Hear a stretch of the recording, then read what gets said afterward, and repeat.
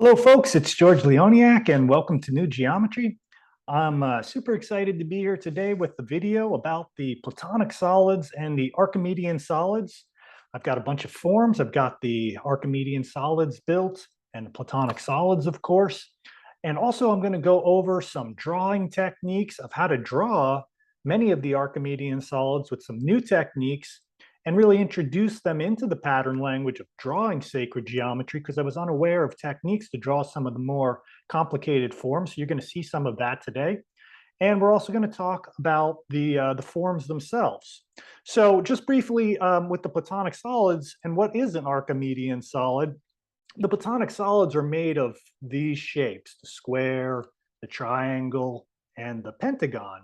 So these are the basic primary building blocks. And the Archimedean solids are basically, for instance, this one here arranges them all using all three of those to construct this rhombi, the square face, icasi, which would be these triangular face of the icosahedron, and the dodecahedron. So this is the rhombi, icasi, dodecahedron made up of those three primary shapes. That's a real kind of simple way. All the Archimedean solids are based of these regular polygon shapes that make up the Platonic solids. Now, before we jump into the screen share, I just want to go over quickly about the Platonic solids, a simple way to realize that there are only five in 3D space is if we take this flat triangle and we can create this easily into a tetrahedron by just folding three of those triangles together. So if we have two triangles, we just basically have flat. We have no form there, but three will make that Platonic solid. We can do the same thing opening up to making four. Now that's the top of a pyramid, which was the octahedron. So we have that.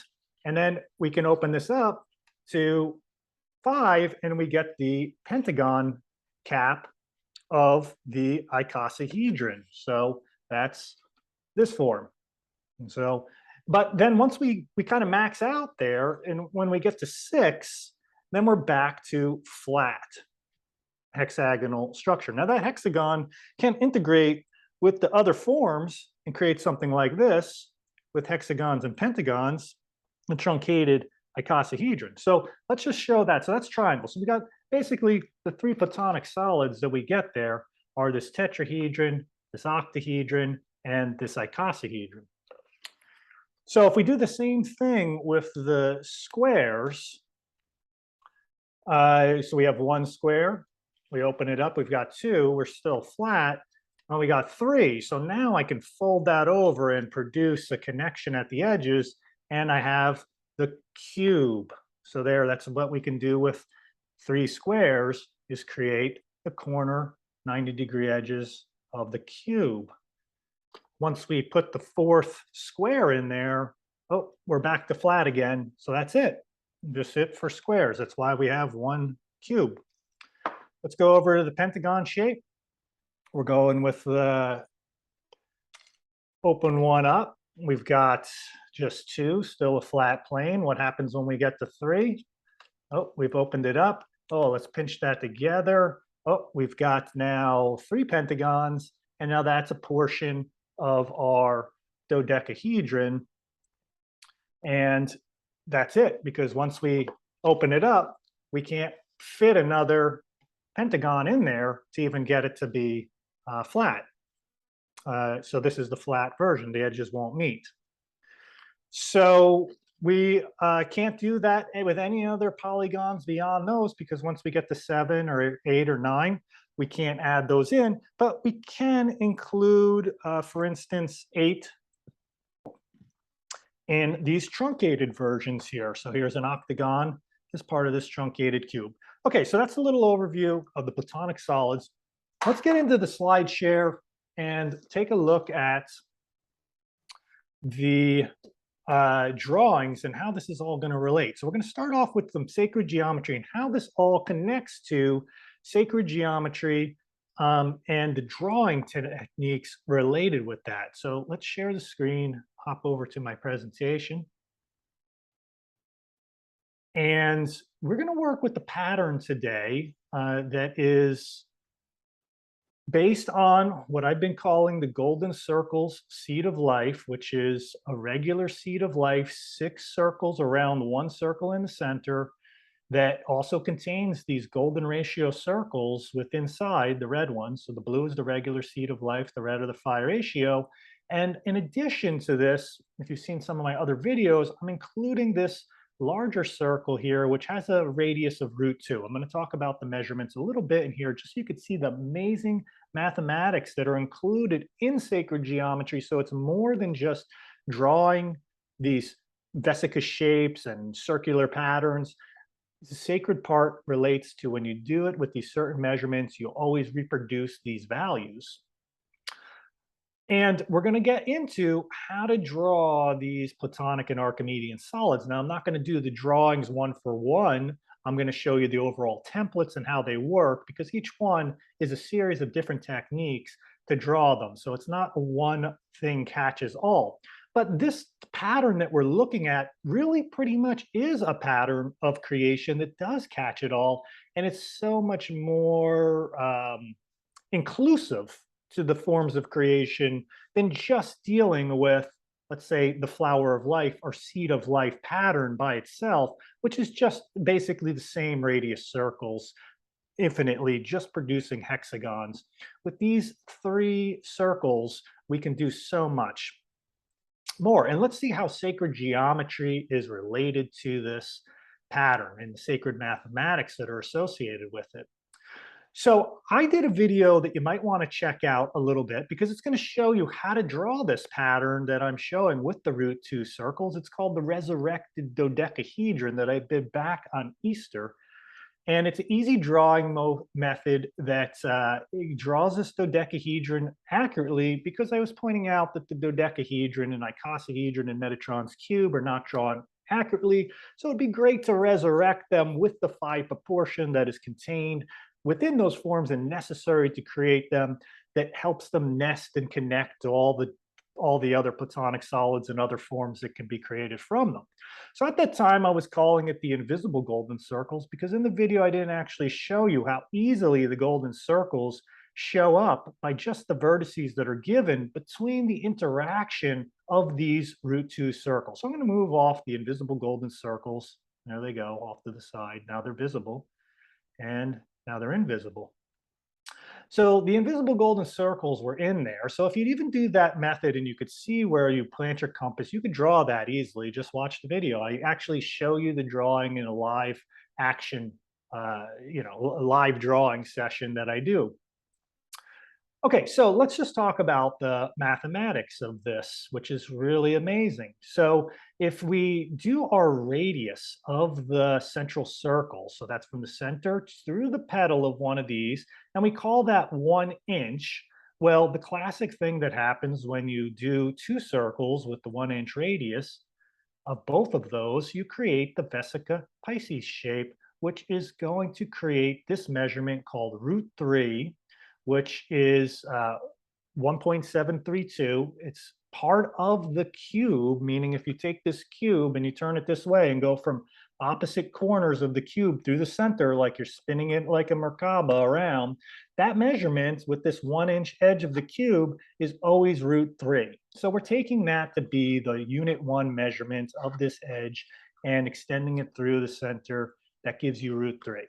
Now, √2 is also contained within our diagram, and that measurement is right here from across the face of the cube, and it's that what I call the √2 circle is essentially this circle, and you get that measurement from this point to this point, and that goes around to create the √2. So we got 1 and √2, and that's related to the cube too. That's the diagonal face on the face, the diagonal from corner to corner. So we've got both the things of the cube in there. Now, one thing that is really neat, so this is the cube on edge that's going through the center, that's the cube face. If you stack 2 cubes on top of one another, you get √5, and √5 is a fundamental connection to the phi ratio in terms of its mathematics. And here we're going to actually visually depict √5 in our circle drawing. We don't even have to do this stacked cube thing anymore, because basically if we just do these circles in this way with √2 circle and a 1-inch circle, that will create a vesica shape that is √5. And in fact, this 1 inch is in the middle. That's the 1-inch radius right through the petal. Well, that's 0.618 on this side and 0.6818 on the other side of the 1-inch petal. So that is the phi ratio contained immediately in our drawing. Now, from that resurrected dodecahedron, I was able to easily draw this dodecahedron within there in the video. And because of that, all the measurements on the dodecahedron edge will change and adjust, because this blue edge is actually going to be the edge of the icosahedron. I'll show you in the next slide. But that means that if it's 1.732, the dodecahedron edges are going to be these measurements, which means the cube measurement actually changes to 1.707, and that means the tetrahedron changes to 1.513 for the edge, and et cetera, to the octahedron. So if we do the drawing to 1 inch, it's kind of like the 1-inch edges that we often like to gauge our forms on. If we do the drawings to 1 inch, which is a small drawing, then all of a sudden what happens is we get a very small, we get all these measurements that are not typically the way we measure the forms. Okay, so the golden circle seed of life with the √2 radius, here it is in kind of final form. All the vertices are given to nest all the Platonic solids easily within this pattern. So we've got our icosahedron, we've got our red dodecahedron, and this icosahedron would contain that dodeca if we create the pentagon star within here. It would kind of nest it inside. And then we've got our star tetrahedron that is within the cube that's in the dodeca. Now, mind you, there's only 1 cube represented here when there are actually 5 in the dodeca, but just showing that the orange tetrahedrons are in there. And then at the heart of the tetrahedrons is the octahedron, sorry. So that's this little guy down at the middle right there of the star tetrahedrons. All right, so that's kind of an overview of the Platonic solids. Many of my other videos do it. Check out the resurrected dodecahedron video. And you can see when you add the phi ratio circles in, everything lines up to easily create this dodecahedron. So I hope you'll have fun with that and try out one of these drawings.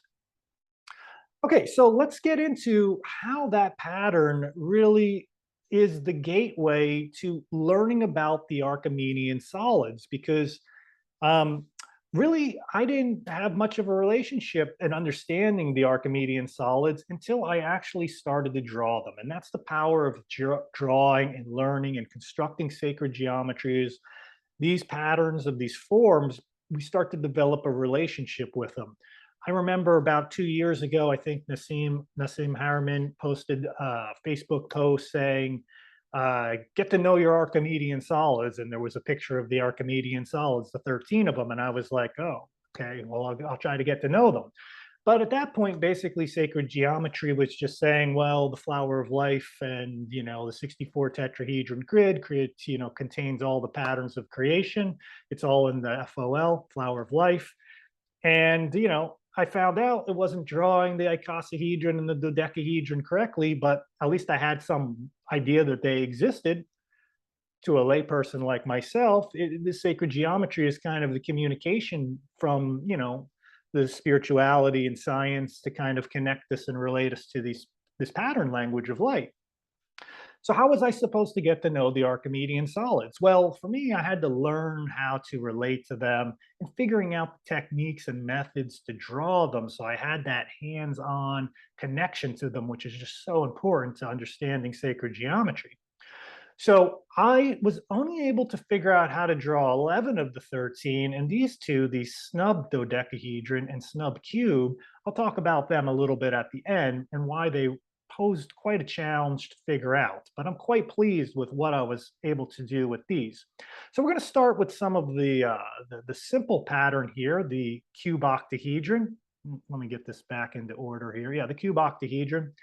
And that is easily drawn right in the seed of life. So this is a little cube octahedron shape. This is what Buckminster Fuller called the jitterbug or the vector equilibrium, the edge lengths that are on the edge are the same length that go into the center because it's basically a hexagon from this view. So we have a hexagon, we have 4 hexagons that are interpenetrating through this that are creating the entire form out of hexagons internally, creating 4 circles around it. And this is basically can be made from either truncating a cube at its midpoint, which basically means if you go from this midpoint to this midpoint and cut this off like this and do that all the way around from the midpoints, then we'll be able to whittle this down to the cube octahedron. And we can do the same thing with the octahedron. Midpoint to midpoint to midpoint creates a triangle, and that would create the square when we do that. So these two, this cube octahedron is it's kind of both a cube and an octahedron. Of course, that's why it's called the cube octahedron, because it can be either when we put those caps on it, or a compound of both. So the icosahedron and dodecahedron are doing the same thing, and that becomes the icosahedron, which is this form. Now, I love this form because basically it goes from the seat of life, which nestles right into the little valleys around the seat of life. And of course, this is so simple to draw. We don't have any phi ratio circles, but with the addition of just one golden ratio circles, which has such an easy technique to do, all of a sudden, the same nesting points where we are creating our form of the cube octahedron, essentially what we do is just connect the vertices to create the outer hull on the circles of the golden ratio circles. And of course, the central triangle is related to that, and everything just comes together at that point. And the icosahedron, the other Platonic solid midpoint, where we go to the midpoint and cut off the ends, that creates the icosahedron. So this is similar to the cube octahedron in that it's removing those outer edges, which can either be an icosahedron or a dodecahedron. So it's the same relationship between this form and the icosahedron, either one of these. So those are those two Platonic solids truncating at the midpoints. So that's what these two do. They truncate at the midpoints, cube octahedron, midpoint of an edge of those Platonic solids, and the icosahedron. All these forms that I'm going to show you are each to a 1-inch edge length. So they scale in size to that 1-inch edge as we go along here. Okay, so I hope you're seeing how awesome the drawing patterns are, because really I didn't know of any technique until I discovered this of how to draw an icosahedron, and it just turned out to be so simple to add those phi ratio circles. So those two kind of stand alone. Now, it's interesting that what happens if you do this with a tetrahedron at the midpoints, if you go around and do the midpoints of a tetrahedron and truncate those, well, at the midpoint, what you'll get is an octahedron. So at the octahedron, when you truncate the midpoints of the tetrahedron, you come back to a tetrahedron, which is quite cool. So it's kind of interesting to think from tetrahedron, you get the octahedron from that. It's not really considered a Archimedean solid, but it's kind of a truncation of the tetrahedron. All right, but here is the truncated tetrahedron, and we're going to get into how each of the 5 Platonic solids now are truncated in a way that the edges will remain equal in the end. So when we do that, we're going to take a tetrahedron like this, and the way we're going to truncate it is we're going to get this edge length is going to be equal to the top portion that cuts across, and that's going to create a hexagon face there, like so. And if we're viewing it this way, that will be just like we're looking at it in the drawing, in the dotted hexagon line in the background. The 3 edges of the hexagon or basically if I flip it over, there's the base on the other side of it. So also a very simple drawing to do in our regular seed of life with not any need for the phi ratio within that. So from there, we're going to go into the next form that got me really excited around using that new pattern of the seed of life with the root 2 circles. I had discovered how to draw a few of the Archimedean solids, mostly with the golden ratio circles, but I didn't know how to get this truncated cube because there was nothing in the flower of life or with the golden ratio circles that allowed me to get an edge length when it's slanted away like this that would be equal to this edge length across the triangular face. So all these edges have to be equal, creating an octagon face that is, here's the octagon face that is sloping away and maintaining an octagon geometry at those tilted version. And the key to getting that was using the root 2 circles right here. So we have the root 2 circles that I talked about at the beginning of the video, basically the invisible golden circles, because at the same time, they're creating that golden ratio circle in the middle, and also the ones that would be right here too. So it was just really amazing to see how the golden ratio was embedded invisibly into the relationship of this root 2 circle. And all I had to do at that point was just take my flower of life or seed of life circle and put it at the distal end of that and make a circle. And I picked up the back 2 edges of the octagon that I needed within the relationship to this outer hexagon.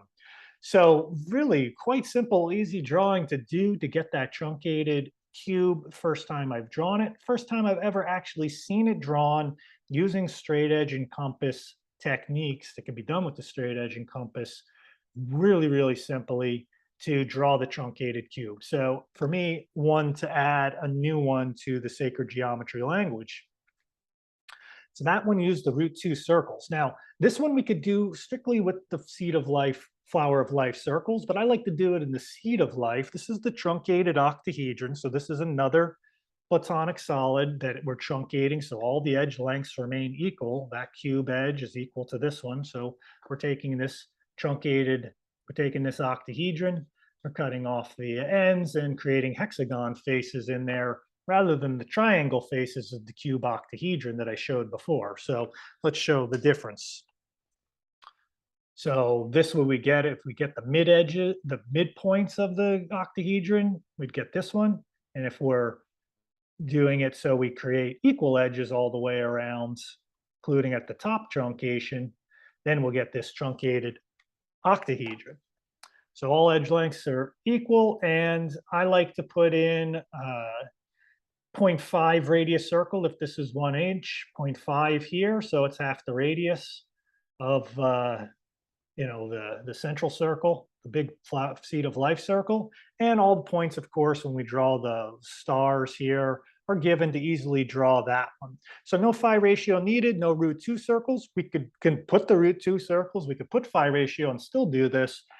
Just a very most simple way to do it would just be the way I showed there.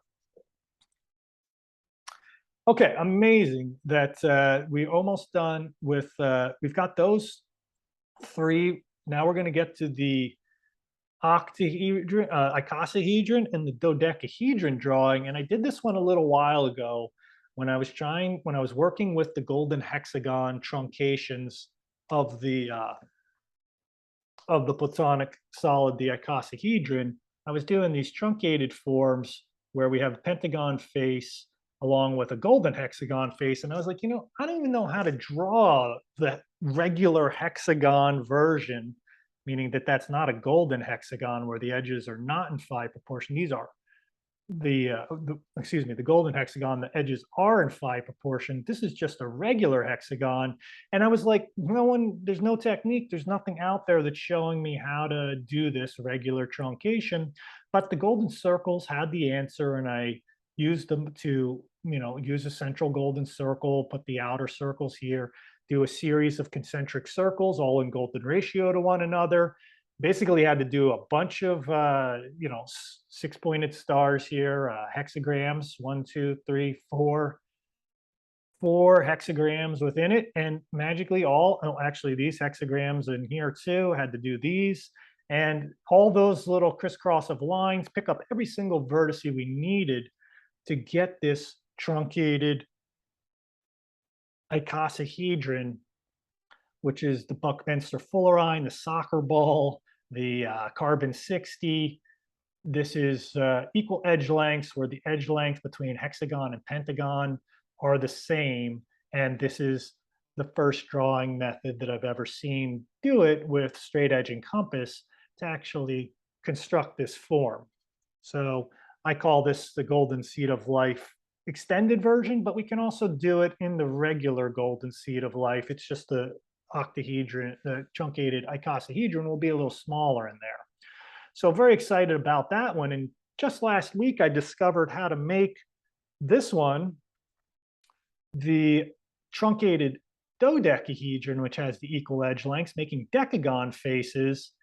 And I was super thrilled about this. This is the one that actually got me inspired to be like, hey, I've probably done about 7 of these so far. I bet you of the Archmedean solids, let's see if I could find this the last few and round out the whole set of ones I can draw.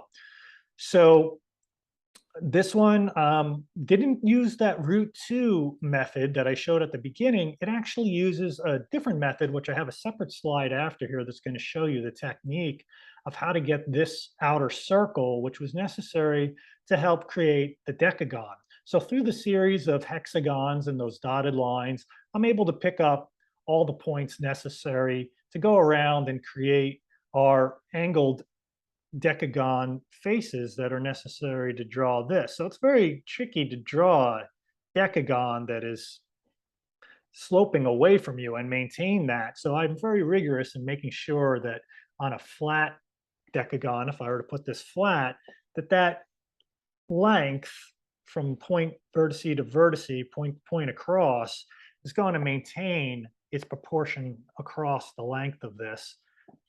And it all worked out. So let's so this method is basically based on this technique here, which is to get that outer circle, which is this orangish golden one here. What I have to do is you do the golden ratio circle. So here's the blue seed of life. So that's the blue one that's connected to the 6 around 1. We do our golden ratio circle in the middle, which I have other videos that show how to do that. Once you do that, then you take your compass radius and you set it to the whole width of that central diameter of the red circle, which is this blue line. Move that blue line down to point your compass there, make a big orange circle there, and that's the same radius as that line. And that gives you this distance, this slight little distance here between the blue and the golden circle. Now, that's just not just some little distance. If this circle here, it's double 0.618 because this blue circle is 1 inch. I did it as a diameter this time. It's a 1 inch diameter circle. That's a 0.618 diameter circle. So the radius of the big circle is 1.236, is 0.618 times 2. So it's basically the square root of 5 minus 1. But another little interesting thing is it also, constructs a pentagon, just like I show here with the dotted lines. And that will give us the as circumscribed and inscribed circles of a pentagon, meaning that this circle that we just did touches all the outer vertices, and the blue circle, the 0.5 radius one, touches all the inner midpoints of the pentagon. So very neat little sacred geometry mathematics that show up in relationship to that. But let's just revisit. That's how I got these circles to get this outer hexagon that is just a little bit bigger than that hexagon. It's based on this width of this golden circle, not the smallest one that triangle's in, the next one out. It's based on that. And then I do that 6 times around, and voila, we get this drawing. First one I know of, again, it draws this truncated dodecahedron. Now, first one meaning that I'm doing this with techniques that can be done with straight edge and compass. All right, so we now have done all the truncations of the Platonic solids, just normally truncated tetrahedron, truncated cube, truncated octahedron, truncated icosahedron, and truncated dodecahedron. Now, the next series that we're going to get into is basically what is going to happen here is what's called exploding the faces of forms. Okay, so basically what you have to picture for this form here is that if these faces of this cube exploded in 6 directions, up, down, left, right, front, and back, blow up, they're going to extend out to a certain point where they're going to equal the edge length of the cube itself. And then we're going to connect those dots, and that will create these triangles between the cube faces. Now we can do the same thing with the octahedron for this form. This is the rhombi cube octahedron because it's both either the cube exploding or the octahedron. So picture these triangle faces of this octahedron exploding, and it reaches a certain point where when we connect the dots between the triangles that have exploded from this, they will create perfect square faces. And that gives us rhombi cube octahedron because it's no longer just the cube octahedron. It is now the rhombi cube octahedron, like so. So that's your regular cube octahedron. Now we've introduced, so I guess we could also explode this cube octahedron to get this. And that will create these square faces between the exploding parts of the cube and the octahedron. So that's this form. We're looking at it like this. It's a very interesting drawing to look at because it looks very, very flat. We're looking at it like this with the triangle pointed down. It looks very flat. It looks like just a large hexagon around it, which is what happens in the drawing. And this method had to rely, once again, on the root 2 circles in the seed of life. So basically, we take that big root 2 circle and we pop it over the edge here of the other root 2 circle, draw that circle. It's going to touch the flower of life circle in the middle. Of course, this is the invisible golden circle that we got in the middle. And that now picks up the back corners that we need to draw the form. Amazing what this seed of life circle does, this root 2 circle does, to get these, forms that don't have the phi ratio, but in doing so, we're creating the phi ratio within it. So really, it's like this pattern of this root 2 circle intersection with the seed of life really is giving us like a pattern of creation that actually contains these. And we have to adjust our compass size to root 2 and phi ratio measurements to get the complete picture of how this all works for all the forms I'm showing. It's just so much more than just the same radius circle over and over again. So we're going to do the same thing with the rhombi icosi dodecahedron, which is now same idea, but we're just doing it with the icosahedron and dodecahedron, meaning that these faces are going to explode. Boom. They go out in, we'll use this one. They explode and they reach a certain point, if I'm doing it with the dodecahedron, where it will connect over to, hold on a sec. Am I showing you one? Yeah, yes, this one. It's going to reach over and connect over and either create the rhombic faces, the square faces of both the triangular face of the icosahedron or the pentagonal face of the dodecahedron here. So it's either this one exploding out, creating those little triangular faces, and then we connect all the dots, and this one exploding at the sign and creating both of those. So it's really, I guess the way to look at it is also, we can look at it as just that the icosi dodecahedron is exploded rather than each of those individually. If this one explodes, you extend out the edges until it creates a square face. See how that might work there? Picture those just moving apart until we get the triangles and the pentagons overlapping in a way that will create the rhombic faces. Pretty neat way to visualize that. Okay, so let's go on to the next one. Well, wait, let me talk about this form too here, the drawing. We have the golden circles at 1, 2, 3 levels of golden ratio circles.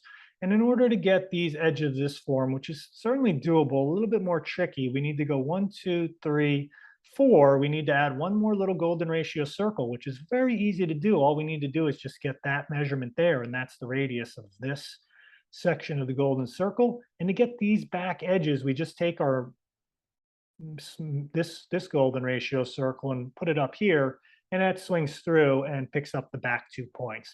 Everything interlocks with the golden ratio circles. They just kind of nestle together, and there's so many ways to work with them and get, create the forms within each of these little gaps. It just magically picks up the outer points of the circle pattern. All right.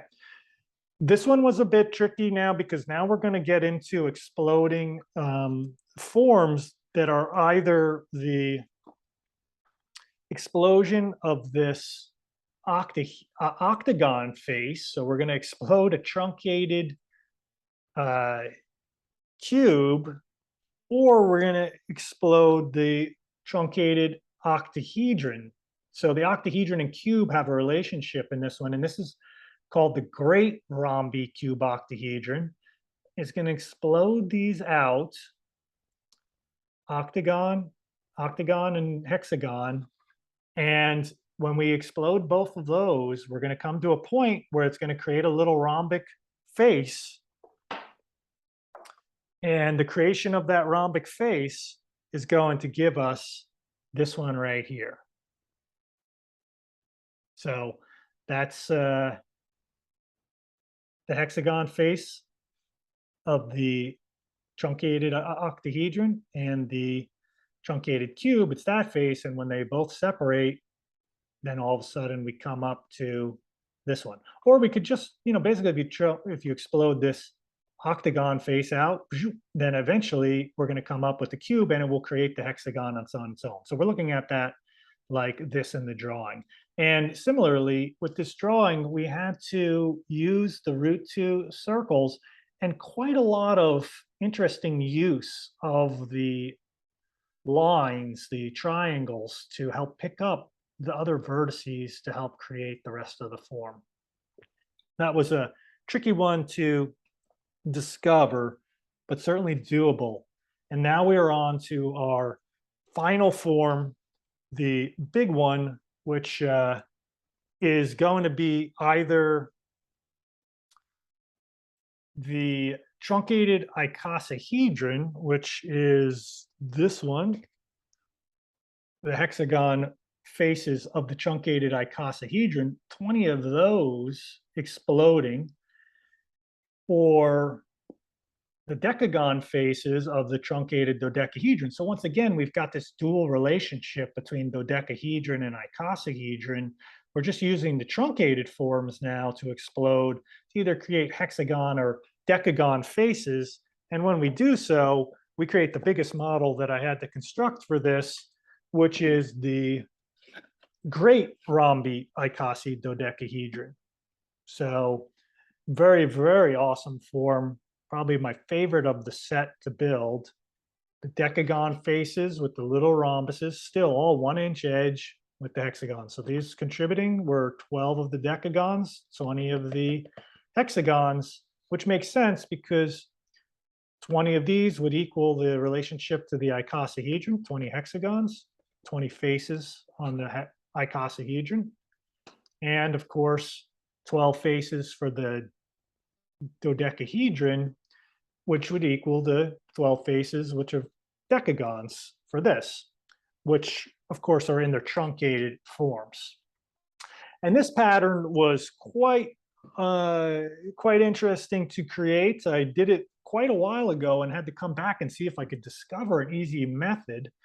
Really, it's a lot more simple than it looks. It's a very interesting circle pattern, but it's really had to go all the way out to the 19 circles of the flower of life with golden ratio circles nestled within. And for this last one, we have to use 1, 2, 3, 4 circles. And then we just have to pick up at these little nodal points that are given, same nesting of circles here. And we even use a 5th circle to get that point right there at these points. So these drawings, and of course, then we have the intersection of all the hexagons and other lines that are needed to pick it up. So I'm confident that with studying this image and understanding how the golden ratio circles work and studying the techniques of sacred geometry, if you desire to, you'll be able to draw this form and have a new way of relating to it in a way that gets our hands engaged with not only building the form, but drawing it and getting the eye related to seeing all the relationships of the sacred geometry, of all the root sacred mathematics that are associated with drawing sacred geometry, like I showed back at the beginning, because the whole drawing is full of these 3 sacred roots plus the phi ratio that are in there, 1, root 2, 3, and 5, are mixed in with all the drawings, and it really all does come together quite fully with the golden ratio circles and the root 2 circles, which I don't have in here, but the two of those coming together really add just a totally another dimension to sacred geometry and contain all these forms.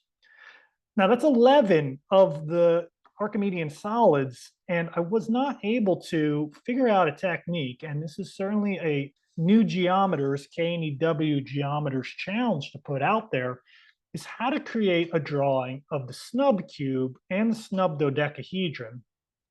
These two are chiral forms, meaning that they have like a left and right hand form to them, and you could not like overlay one on top of the other, like two of these on top. So they have a no point symmetry to them. And it's what happens with these forms is that they are essentially this rhombicube octahedron, which I showed you the drawing of, which remember that's this form here with the square faces and triangular faces. It's exploding again, and then we are going to twist the square faces. And when we twist those square faces, what happens is new triangles are created on some of those squares. For instance, that square right there will twist and break into 2 triangles, and it creates this twisting motion to it.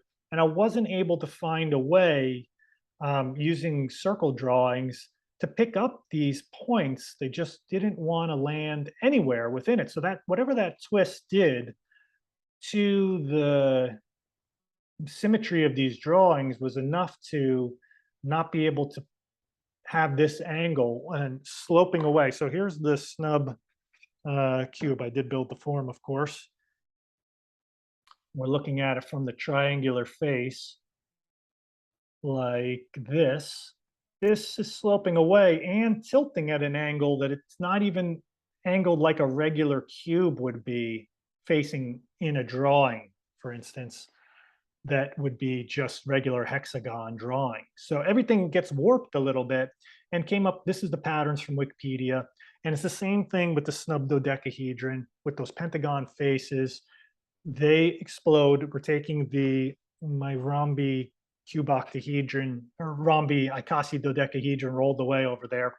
That one also, the faces explode for the pentagon faces, and then they twist and break up the square faces, the rhombic faces, into all these triangles that basically circle around the central pentagon, but there's no real order to it afterwards because these pentagons are twisting all around one another. So very cool. This is the one, this form is actually the closest related to any Archimedean solids to point contact of a sphere. So all these points are in contact with the surface of the sphere.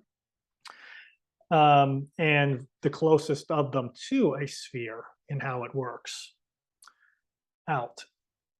Okay, great. Well, that's all the 11 of the Archimedean solids I could draw, and the last two, which are still out there to be found. And I just wanted to go over kind of just an overview of the ones that I could draw, and kind of what drawing techniques they use to draw them.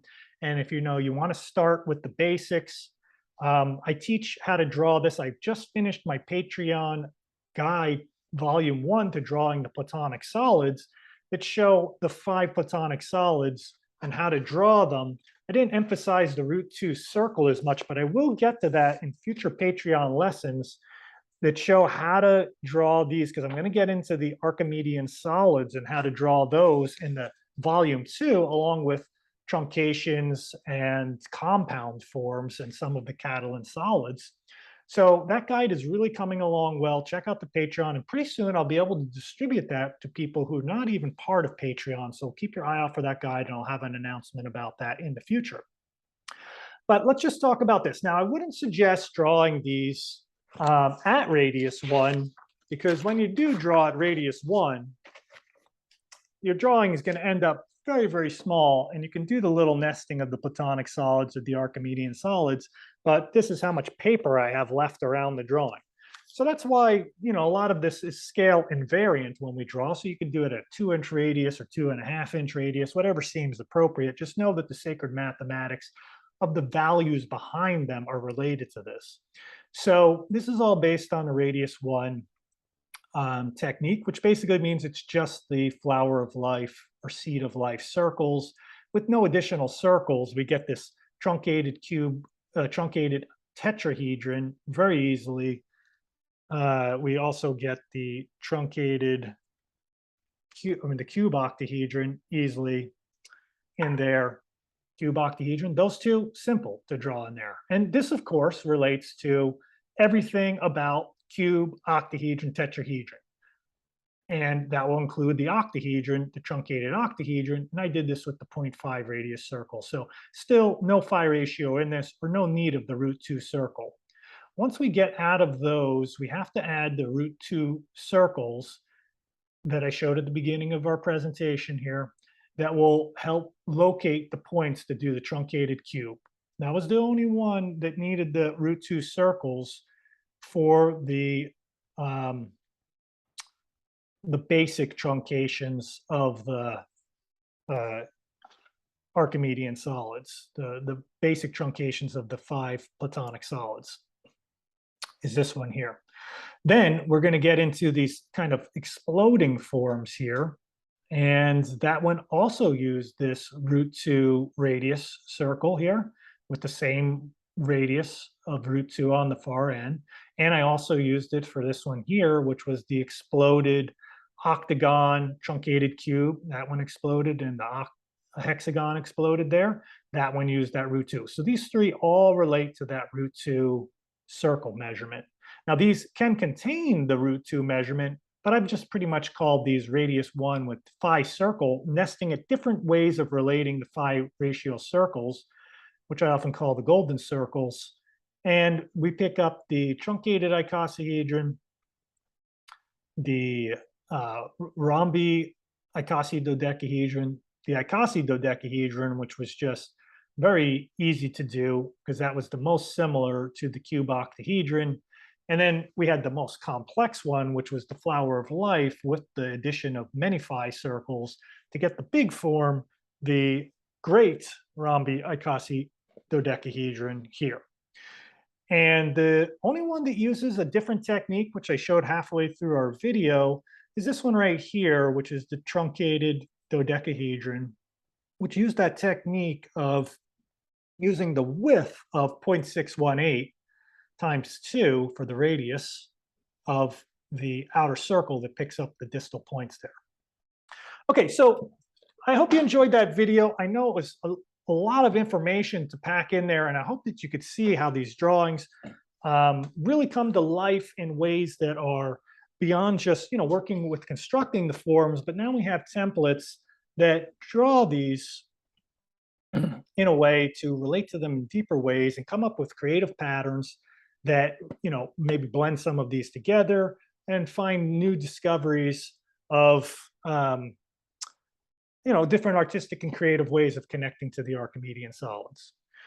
So with that, I'm thankful that you came to watch this video. I just wanted to show one neat little demonstration. If this was a tetrahedron with a 1-inch edge, and this continued to have 1-inch edge all the way out to my largest great rhombiicosy dodecahedron, well, there's the comparison between one tetrahedron and the big one here. So if you like what you see here, please subscribe to my channel and check out my New Geometry Patreon if you want to learn more about the guides that I'm writing. And I'm going to continue on with that and continue to teach how to draw these patterns that you just saw here. I also have an apprenticeship that I teach that is full for September. So I'm really excited to get that one going, but I'll probably be starting another one of those in November and over the winter months. And I really appreciate you coming out to watch, and thanks so much. And I have a Facebook group, New Geometers. Check that out, KNEW Geometers. Please join. There's lots of great posts there all the time. So much love and appreciation, and I'll see you next time. Bye.